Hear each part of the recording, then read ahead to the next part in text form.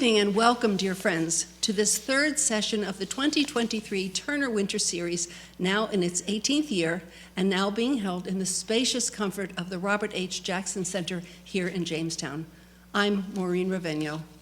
Whether you are here in person watching through live streaming or if you are joining us later via YouTube, it is my great pleasure to begin our time together with a brief introduction of our very interesting guest, Ned Ward, which will then initiate the conversation between Ned and our perennial host and the founder of this series, Jamestown's and the Jackson Center's own Greg Peterson. So let me first say a few words to get to know and appreciate Ned Ward as we welcome him back to this series. Fletcher Ward, known as Ned, is a lifelong resident of Bemis Point here on Chautauqua Lake.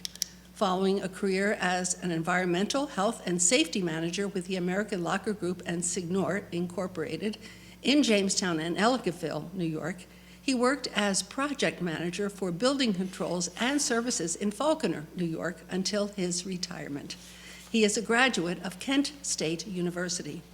Following in the footsteps of his great-grandfather, who piloted several of Chautauqua Lake's steamboats, Ned obtained his pilot's license as a volunteer pilot on the iconic Bemis Point Stowe Ferry. It was on that same ferry that he married Rosalie Jenko, the service having been performed by the well-known town justice Art Thomas in 1986. He and Rosalie have been blessed with one daughter and 4 grandchildren.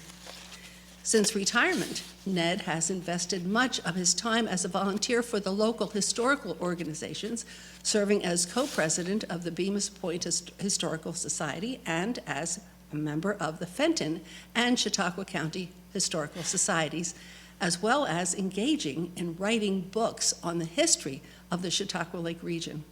His works include Chautauqua's Largest Fish, Saving Chautauqua's Muskies, Chautauqua Lake's Great Race, the history of Chautauqua Lake's ice industry, and the history of Chris Craft Corporation's Jamestown division, this book having served as a fundraiser for the Lawson Boating Heritage Museum, of which he is a member and docent.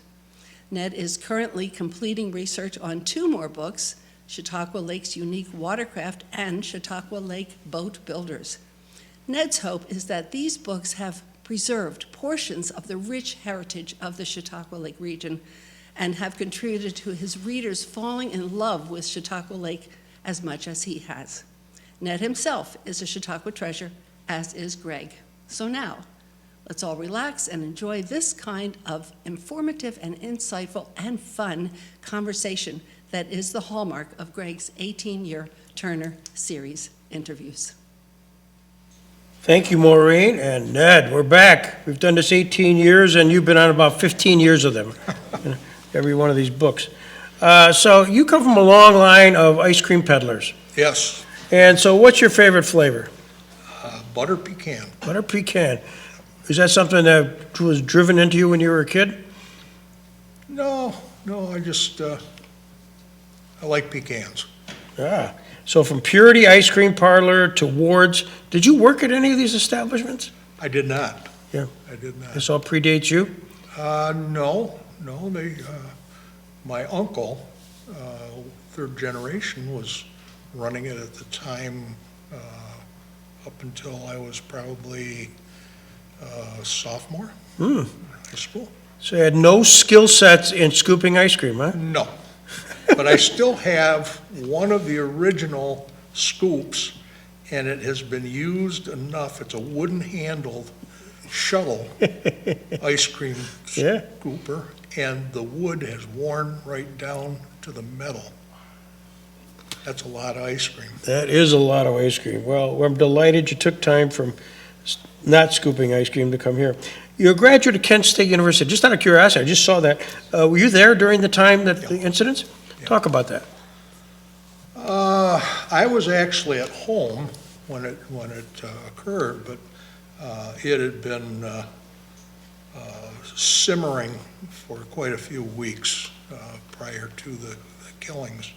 How did it manifest itself in the summer? Was there just a lot of activity and anti-war stuff going on? Yeah, and a lot of people that nobody recognized on campus. Mm-hmm. So it wasn't a very good time.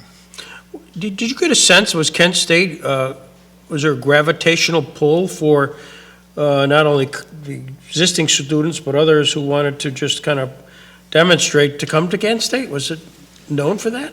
It wasn't known for that, but it certainly manifested in that way. So you're home, Bemis Point, and you hear about it. What'd you think?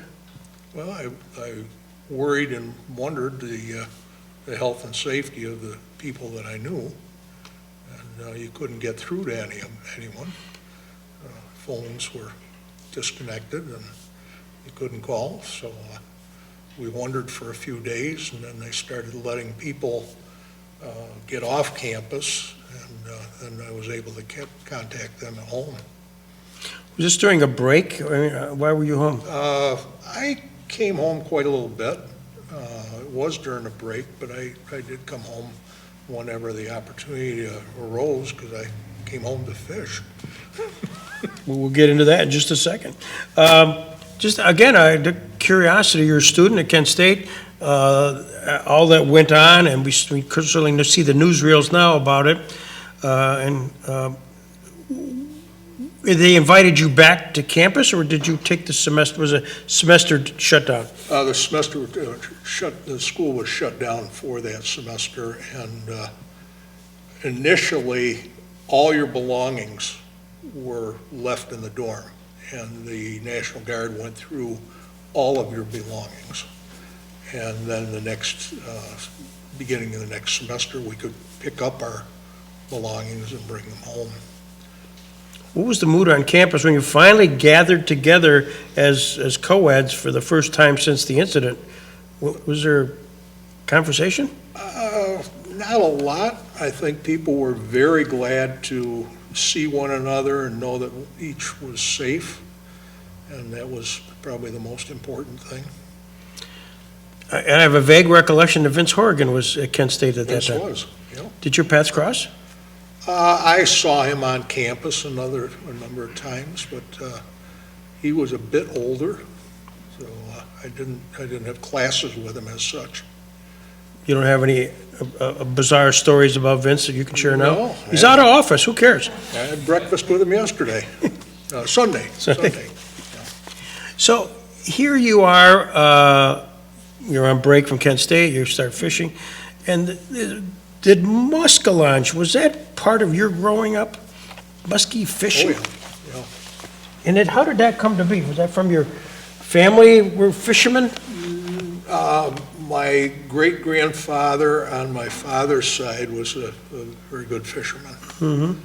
His name was Van Sice. He was a hunter, fisher, trader, trapper, boatsman, steamboat pilot, a little bit of everything.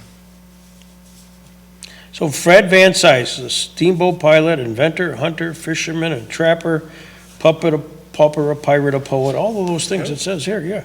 Every night when you go to sleep, you're sleeping on his mattress. How so? He invented the box spring mattress and the folding card table and probably 24 other things that we take for granted. Tell me more about this guy. Well, I've got a number of his patents that I've researched, but those were the more important. He started Chautauqua Bed in Spring, which was on the curve up in Mayville. Okay. And he and his brother Bill worked together up there and owned that. But he was forever coming up with weird things that he invented. Wow. So was there a mentor, Bemis Point, there's Chautauqua Lake, fishing?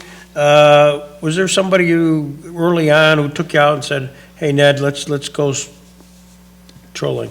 There were a number of them. A fellow by the name of Ed and his wife Gladys Torgler from Bradford took me out quite a lot, trolling. Spike Kelderhouse was another one. I helped him along quite a bit, helping him out as a mate on the boat. And Bruce Johnson, a few. Well, Spike was a known commodity. He advertised. Yeah. Tell me about him.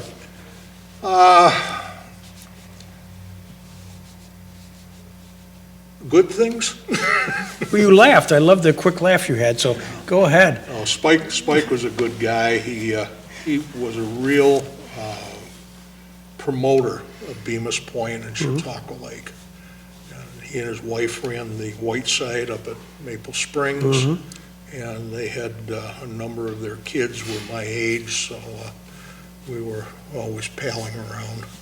Well, again, growing up, and if you were looking at for advertising, if anybody was interested in my neighborhood to go muskie fishing, you thought of him first. Oh, yeah. He advertised himself to a point where he became a recognized commodity. Yeah. And was he good, or was he just a? It was very good. Yeah.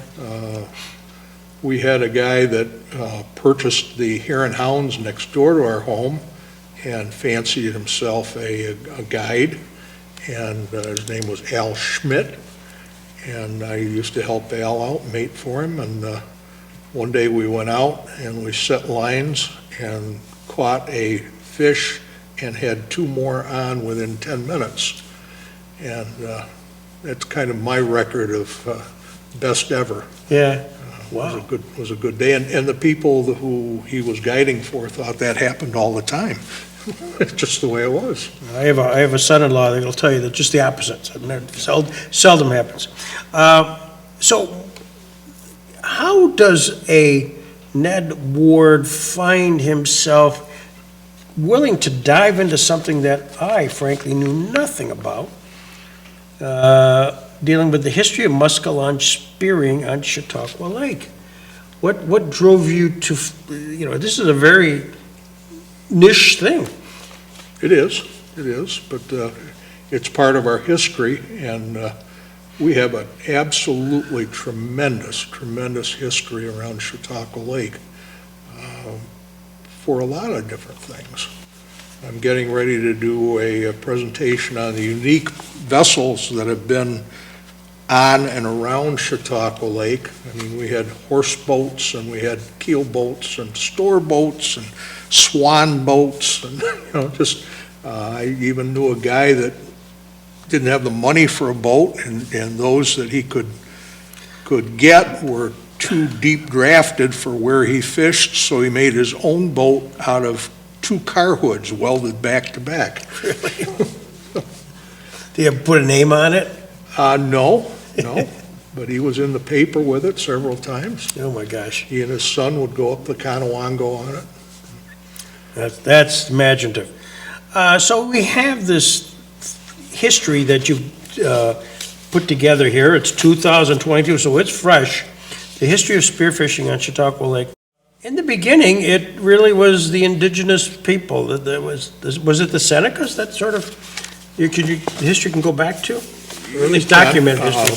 The Senecas actually came later. The Erie Indians were here earlier, and they frequented most of the points around the lake where creeks came in, and either had villages there or fished there.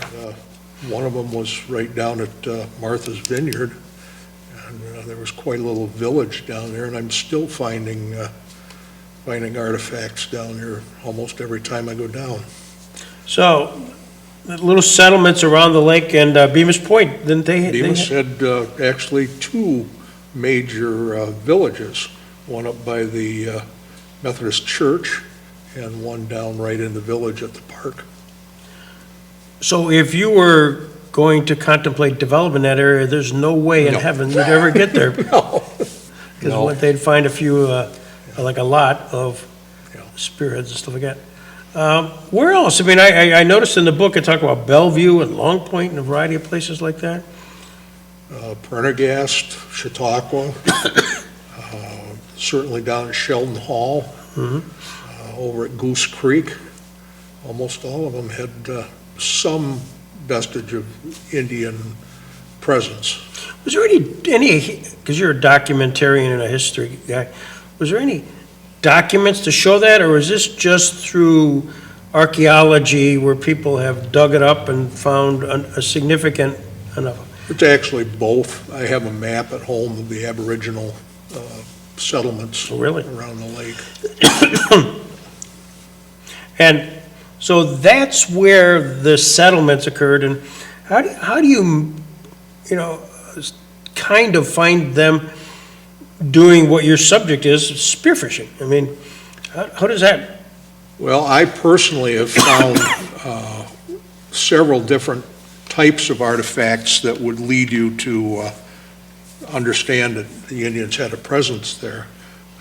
One was a flat stone which was notched on both sides, such that a strand of hemp or some kind of a fiber could be tied around it and tied to their nets.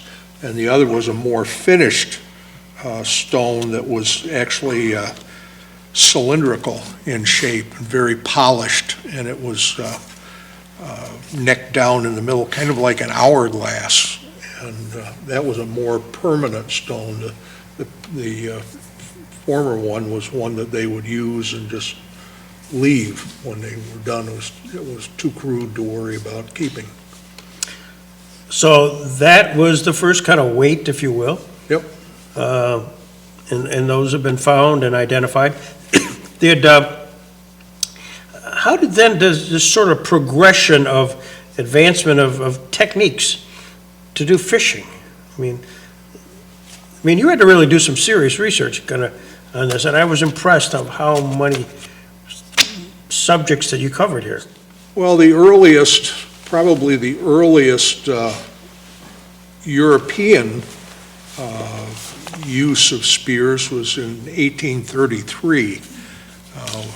It was documented, and they indicated that a white settler came to Bemis Point and fashioned a rude fish and dangled it in the water under the ice, putting his head under a buffalo robe. And that was kind of the start of it, So if you're back in the 1840s, 1850s, and you feel like you got a spear of fish on the ice, I mean, there's a whole technique here. I mean, Oh, yeah. yeah, so describe that. Well, It's more than just cutting a hole in the ice. Well, that's part of it. There's actually two kinds of spearing. One would be what we call open water spearing, and that was learned from the indigenous people. And they would have a torch on the end of their boat and would paddle, and then one individual would stand in the front of the boat and thrust his spear at the muskies, and they would do this typically when the muskies were spawning, so they were in shallow water and they were relatively congregated, so it was a pretty sure thing. We went forward with that using a boat, but we made a wrought iron basket of such, and the basket would hold pieces of jack pine in it, and jack pine was a long, hot burning wood, and so you could have a fairly bright flame when you were going after the muskellunge. And they did it in the same way with a longer spear, probably 10 or 12 feet long, and a lighter spear than what we'll talk about with the through the ice fishing. And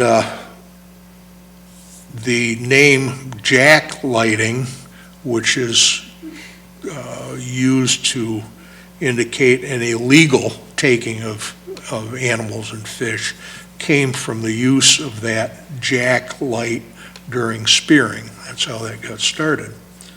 And it was a pretty successful means of capturing muskies.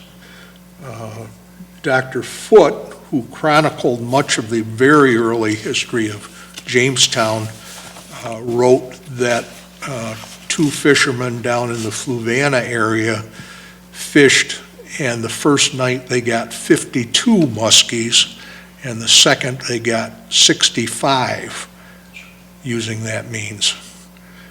The other The other method is through the ice, and the natives, Native Americans, did fish through the ice. That's documented, and they basically cut a hole and got their body underneath a buffalo robe, and they would dangle a decoy fish through the ice, and when the fish came to the decoy, why, they'd spear it.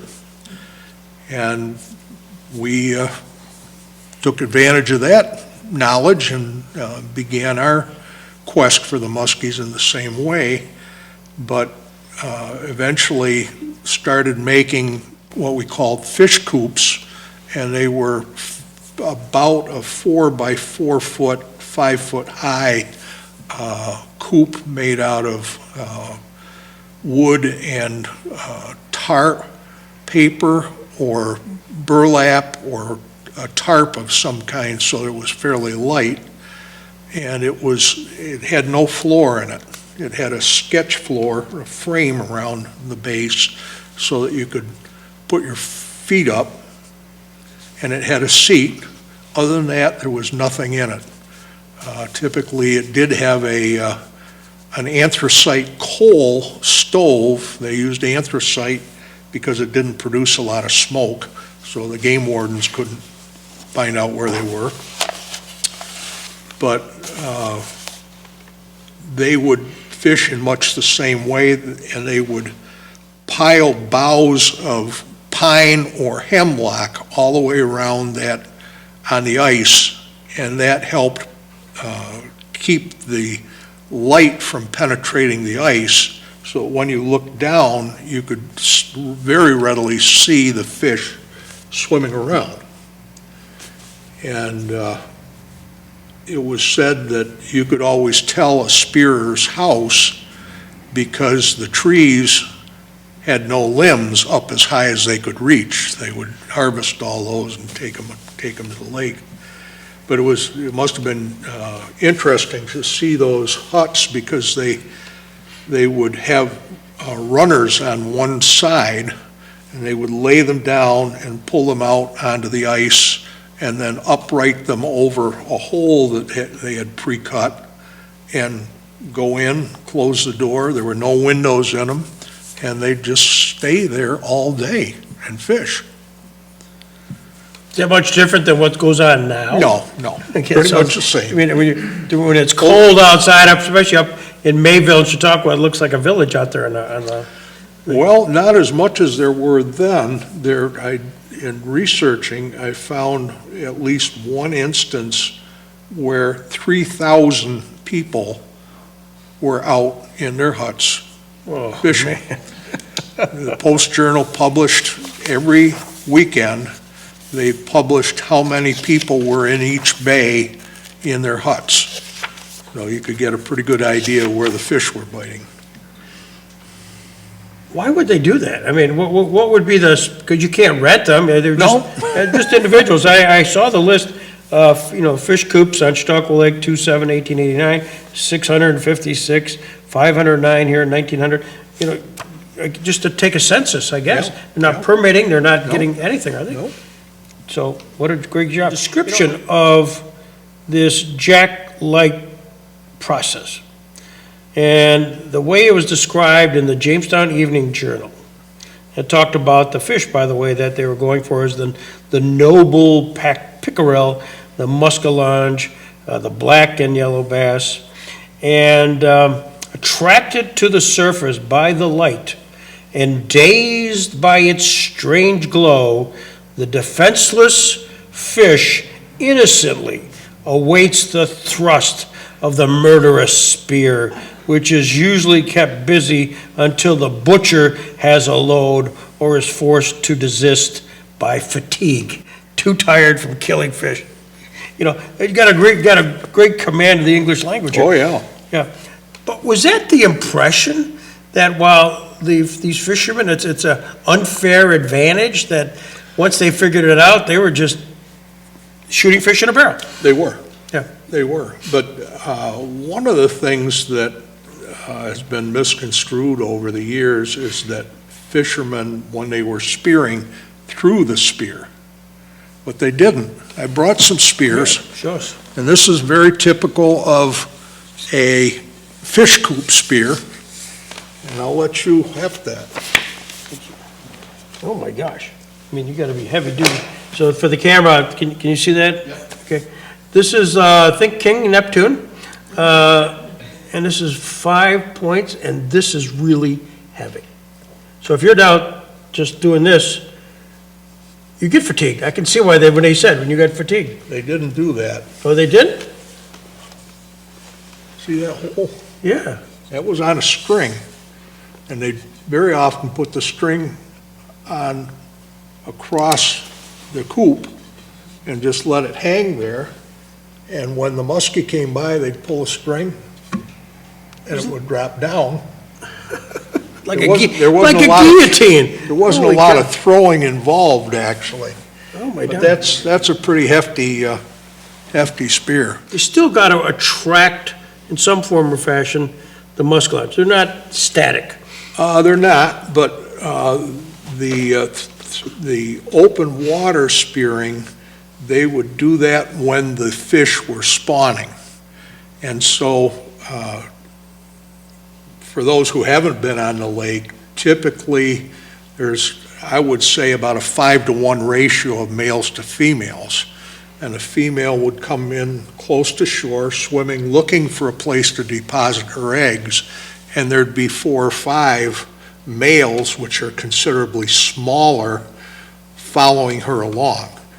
And so if you got 3 or 4 females, you might, have 20 males. So it was a relatively easy thing to go into a shallows and poke at the fish.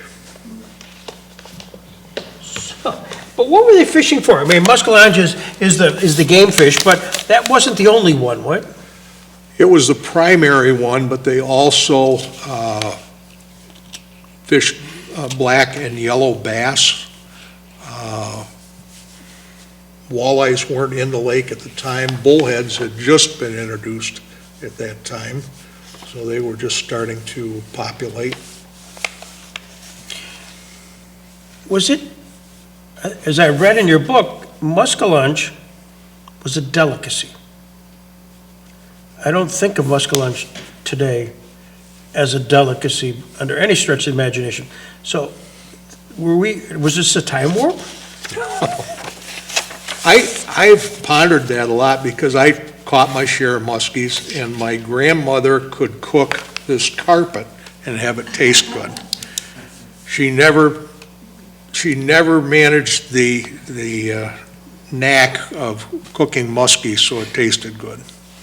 It just has a very oily taste to me, to it. But I think when you don't have a lot of food, any food is good. And that's the way many of these people were. You describe in wonderful detail, because you're that way, the growth of hotels around the lake during the mid to late 1800s. And you say the success of summer tourist accommodations grew into a local industry.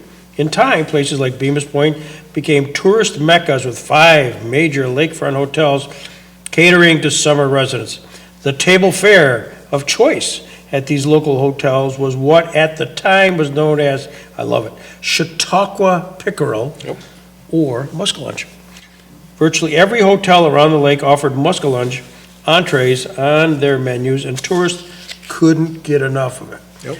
And you actually show some advertisements of buying and all of that stuff. And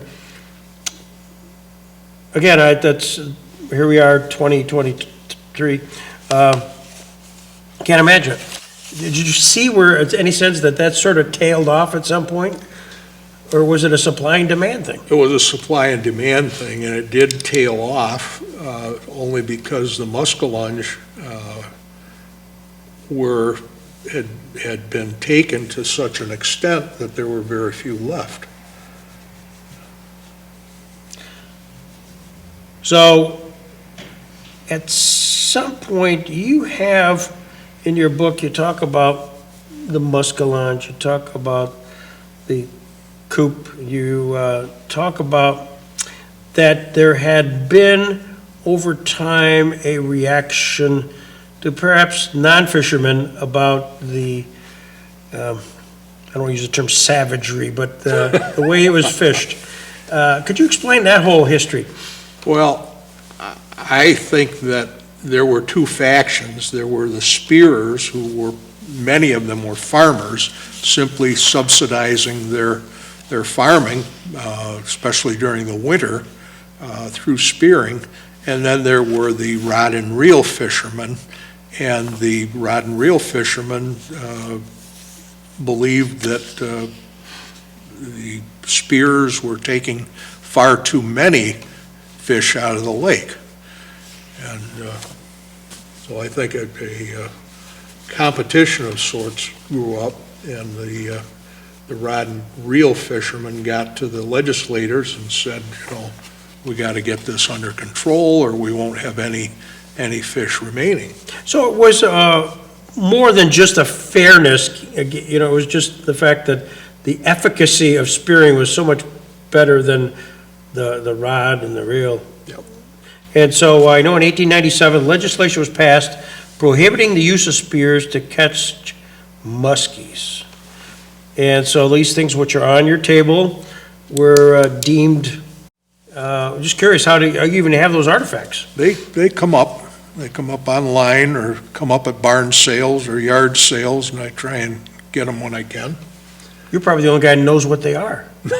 No, they're in demand. They're in demand. Going back to the actual fishing itself, because you not only had the spear, but you had to attract. And so they entered the world of decoys or fish alikes. Sure. What's the history of that whole process?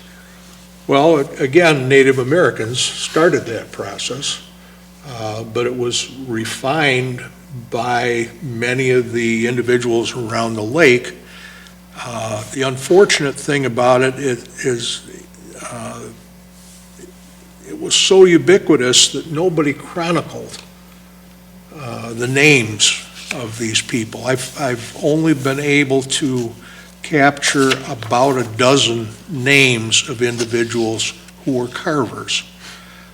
Certainly, though, there were three that were probably the main carvers on our lake. One was a gentleman by the name of Seymour, who actually lived in Bemis Point.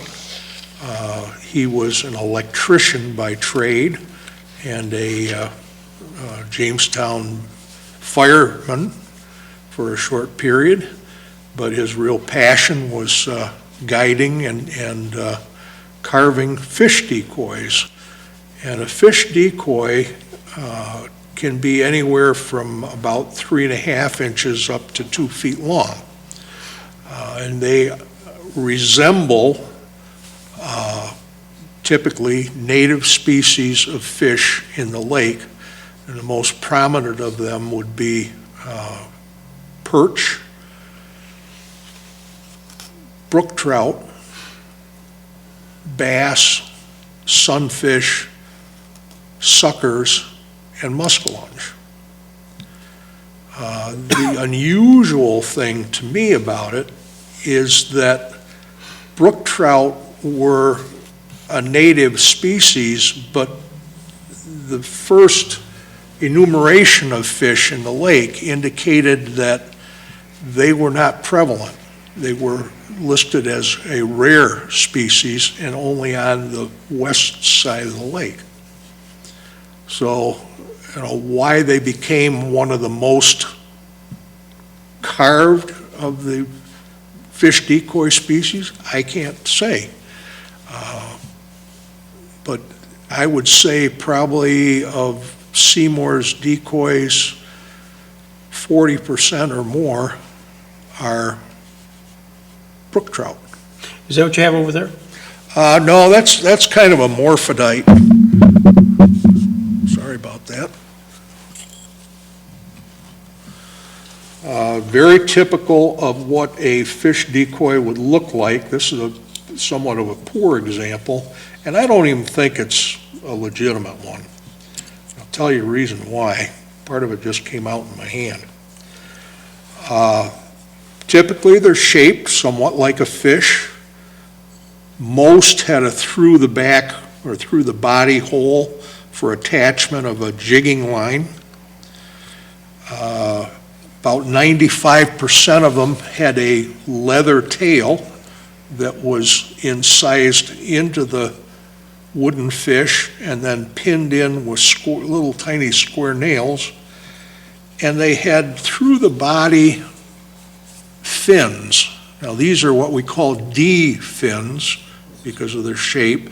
There were also some that were rounded. The reason I think this one is probably a reproduction or relatively newly made example is that these fins are rusty. And the fins back then were made of either copper or tin and wouldn't have shown rust like this. They also had pockets incised into the bottom of the fish that were poured with lead so that the fish would readily sink. And it would be played on a string with a jigging stick like this and just a slight twitch. And that would cause the fish to kind of lope around the hole and attract the muskie. And so I'm trying to visualize, especially if it's ice fishing, you have the jigging stick, you have the decoy, and then you have spear. And a spear, which is ready to come down like a guillotine. On top. So I mean, you got a lot going on. Oh, yeah. So this one person in this small coop is doing a lot of activity. Yeah. That's And- why I say I don't think they did a lot of Yeah. thrusting of spears in the coops. And your basic conclusion was the longest remaining and certainly most revered vestige of the legacy of the Muscalon spearing was the decoys. And you can find those out and occasionally, You can. Auctions. I sold my last one for $1,000 when I was probably a freshman in college. So today, it's not unusual for them to bring $3,000 to $5,000. And a rare one, like in the shape of a muskellunge or something like that, might be $15,000, $20,000 or more, some even higher. So they're very highly sought after. But they still come up. so we're in the process of having legislation which in fact makes illegal to do what you have there, using those to spear. In 1897, legislation was passed prohibiting the use of spears to catch muskellunge. An article in the Jamestown Evening Journal related the nefarious means by which local spearsmen heated the tines of a spear and bent them upwards like a large fish hook in an attempt to contravene the legal technical definition of a spear. According to law, Chautauqua Lake fish can be caught at the present time with a hook and line only. This has been construed, according to the article, to mean that a gaff hook can be used to land the fish, and the term gaff hook has been determined by the fishermen to mean any kind of a hook which one cares to use. Consequently, instead of using a spear with which to strike the fish, they used a spear with many tines arranged so that as to point upwards in the nature of a hook, and call this a gaff hook. So you had a jerk up as opposed to a thrust down. I love it. I've never seen a gaff spear. I understand what they are and I understand how they worked. And typically they would use a long spear like that one over there, turn the tines up, and they would leave it down in the water so that when the fish came by, they could just quickly jerk it up. But like a lot of us, muskies have a pretty soft belly, and they didn't always land those fish. Whereas if you're spearing, you spear right for the back of the head, and that's almost an instant kill. So they lost a lot of fish, and maybe it was not a good thing. But a thing to get them. Yep. You got the two camps. One convinces the legislature, but there's got to be pushback. There's got to be kind of this finesse. Nobody is going to accept it immediately to stop overnight. No. Spearing had gone on since the 1830s, and you have to realize that the first real means of supplementing your income was burning the hardwood timber on your property and making potash. Asheville had 4 asheries. Most any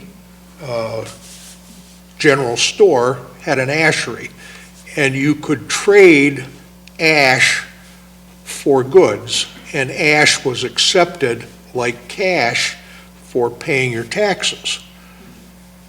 Well, you only get one shot at burning off all the hardwood, and then you don't have any left to burn, so you have to do other things. So they'd maybe cut white pine. White pine lasted from 1830 to 1850, and then it was gone. Rafting, once they had consumed all the softwoods, the hardwoods didn't float, so they couldn't raft any longer. Fishing was one of the few things that endured over time, and you could make far more money spearing fish than any other occupation.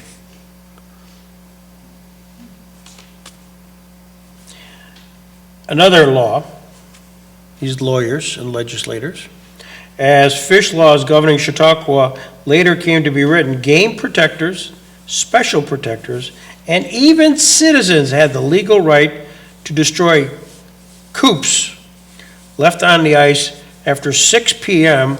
or after the close of the season. So they could just go out there and just destroy them. So they said because of that, prior to the legal close of the day's fishing at 6, most fishermen had to drag their coops back off the ice. Not infrequently, a few thoroughly cold and exhausted fishermen faced with the task of removing the fishing huts burned the coops where they sat. Yep. They said, the heck with it, light them up. Wow. In your days as being a mate to the spike killer houses of the world and others, what has the muskellunge really meant? I know that population went down dramatically for a long period of time. And what was that a result of? Was that just natural or? No, I think it was overfishing. Yeah. They brought a gentleman by the name of Jonathan Mason here in the 1880s, determined that the fish were in fact muskellunge, not pickerel, as they had been called, and determined that the best thing they could do was start a hatchery here. And strangely enough, a gentleman by the name of Irwin, who was the other major carver on the lake, who was from the Chautauqua area, was one of the individuals who helped start that first hatchery. Pretty Gas Point? Yep. Okay. Well, no, it was, at that time, the first one started at Eliza Green's hotel in Greenhurst. Ah. Because he had a vested interest, because he served a lot of muskies. Ah. So not everyone was released? No. No. The population itself having dropped down, and then with the help of having overfished, was there regulations put on muskellunge catching at the time? Did the DEC come in, or its predecessor put restrictions? I think they tried a number of different restrictions to see which would work. They tried requiring a fish to be of a certain size before it could be kept to make sure that a fish got to maturity and could breed a few years before it was taken. They tried regulating the number of muskellunge that could be taken each day or each year. And most guys today, it's a catch and release thing. There are very, very few muskies kept. In your time, you have seen at various restaurants and houses, trophy muskies. What would be deemed to be a trophy-sized muskie? I would say anything over 30 pounds probably that's a big female. How big lengthwise would that be? Is that 15 inches? 30-inch or 30-pound fish would be probably 40, 45, 48 inches. Wow.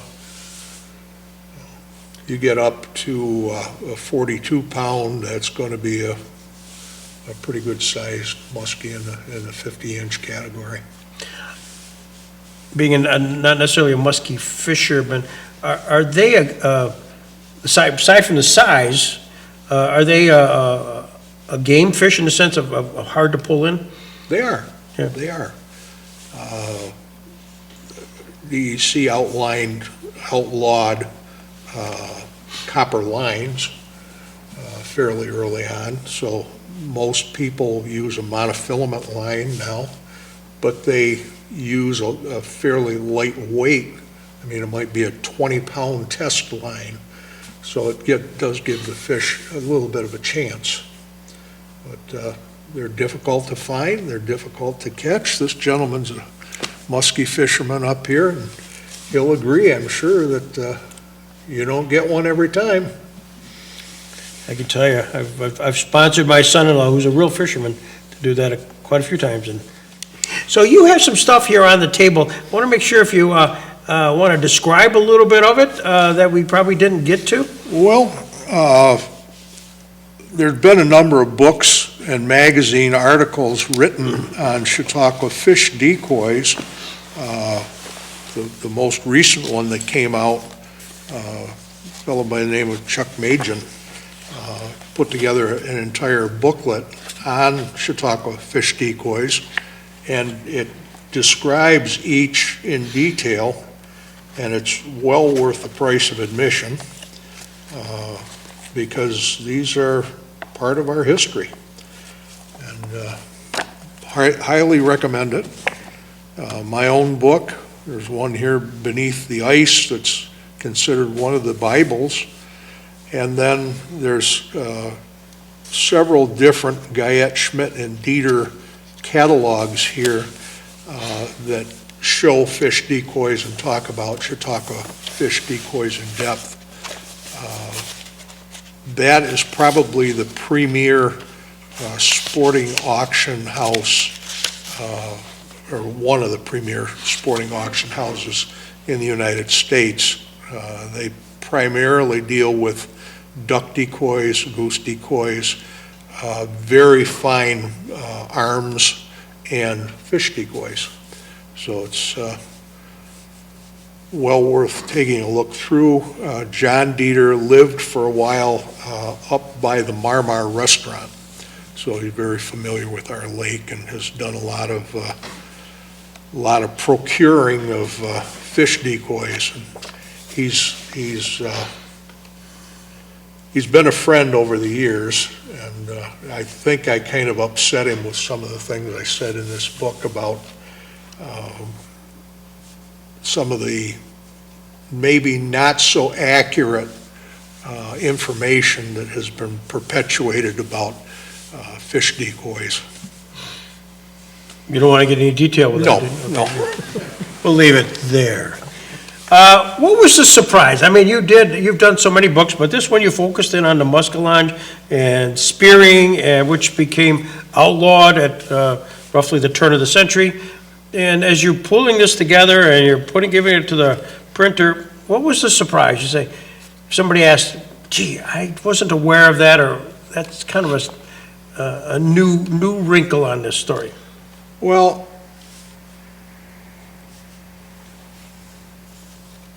I really can't say that there were tremendous surprises. I did kind of realize that many of the stories that were told about fish decoys were perpetuated and may not have been accurate from their start. 1891, New York State finally codified its fish and game laws. Yeah. There was nothing up till that point. 1896, Frank Potter of Chautauqua appointed as a game protector of Chautauqua County.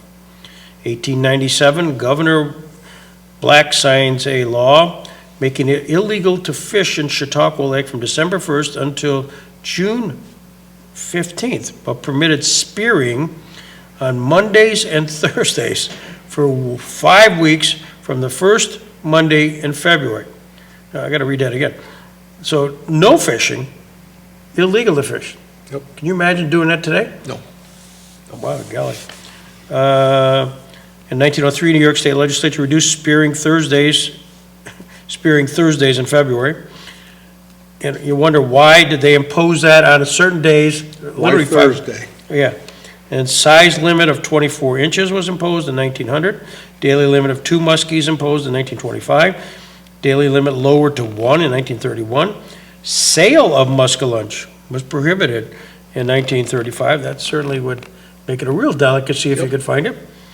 And you have the special muskellunge license required, that you still do, right? I don't think so. You don't think so? I can't be certain. And the size limit over time has gone from 30 inches to 40 inches. And it's fascinating. I'm just so glad you pulled this all together. And it added so much value to it. And I find and you know this better than I, about people who are fishermen, this is a cult. Oh, yeah. I mean, this is cult following. I mean, right there, Taylor, my God, he's unbelievable. So I probably can conclude on this note, again from your book. One spearer authored a poem about his preparations for the spearing season, writing this little poem. Oh, doctor, mix some medicine and make it good and stout. The grip has had me down a week, and now I must get out to put my fish house in repair and scour my rusty spear, for next week comes the fishing day, the gladdest of the year. You can visualize this guy in, actually it was 1899, so this is right towards the end. Yeah. And he was probably wondering whether this coop would actually last. So what's next? I don't know. I thought from time to time about writing a history of the enforcement, the fish and game enforcement officials on the lake. There's a very, very different story. When they first started having them, there were only 8 for the whole state of New York. And they got a stipend, and the stipend they had to use for their transportation and their food and their lodging and everything else. And, I think it was only like $500 for the year. And they were expected to prosecute their own captures. It was just a phenomenal thing that they could get anybody to take those jobs, and they were threatened with their lives. I mean, it was a very unusual occupation. And Potter Road, up by Chautauqua, is where Mr. Potter came from. Oh, no kidding. Did you ever talk to Don Malmrose? I was very good friends with Don. Yeah. His son and daughter each get a copy of the books I write. No, he was loaded with stories. Good guy. He He and my dad got me a job in Region 8 at Avon, New York, working for the State Conservation Department. And I was too foolish to stay with it. Now I am going to conclude with this one final poem, which I found, which really nails it. This was in this would have been in 1902. So the law had been adopted 5 years earlier, and the guys were doing the gaff spearing, and the pressure had mounted to eliminate everything. So this is, again, a Chautauqua area newspaper. The patient spearsman sits no more within his little coop. No more the gamey muskellunge beneath him loops the loop. The gay decoys cease to bob with sportive ways around, and on the bosom of the lake no fishing house is found. The fisherman is idle now, but in the corner store he calmly sits beside the stove and fights his battles o'er. The hot stove. Oh, yeah. Great. So kudos to another book and another opportunity for us to talk about it, Ned. And what's the question I should have asked you that I haven't? I'm not doing a baseball book. Bainbridge, do the book on Colby, man. We're going to gather stuff. Wednesday, I'll talk about that. Good. So, Robert Jackson Center, April 28th. Bemis Points, Bainbridge, Colby will be well covered. So, thank you very much, Ned. I really You appreciate are it. welcome. Thank you. Thanks for having me. You're welcome.